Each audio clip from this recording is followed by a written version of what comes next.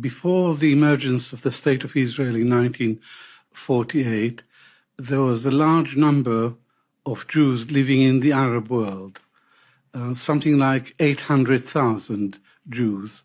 And there were Jews in Lebanon, in Syria, in Egypt, and Iraq. The Jewish community in Iraq was the most ancient, going back to 2.5 millennia ago. It was the most prosperous, the most successful, and the best integrated into local society. But before 48, there were Jews throughout the Arab world, and Muslim-Jewish coexistence was not a distant dream. It was the everyday reality.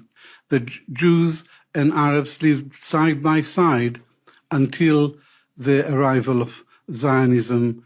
My family and I, we were Arab Jews. We spoke Arabic at home. We didn't speak any other language. Our culture was Arab culture.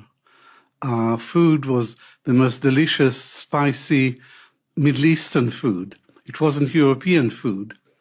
So in every sense of the word, we were Arab Jews. We Arab Jews had much more in common, linguistically and culturally, with non-Jews around us. We had much more in common with them than we had with Jews in Eastern Europe. In March 1950, the Iraqi government passed a law which said, the Iraqi parliament passed a law which said, any Jew who wants to leave the country is free to do so. They have a year to register to leave on a one-way visa. And not many Jews registered to leave.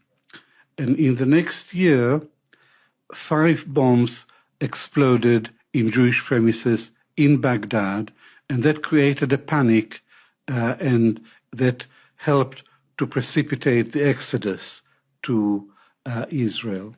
Yosef Basri, a 28-year-old lawyer and an ardent Zionist, and he was responsible for 3 out of the 5 bombs.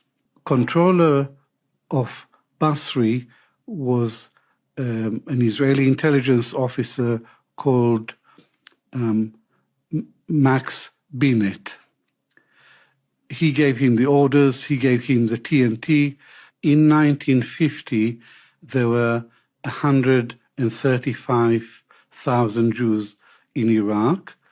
By the end of 1952, there were only about 10,000 Jews left in Iraq, and 125,000 Jews ended up in Israel. We left Iraq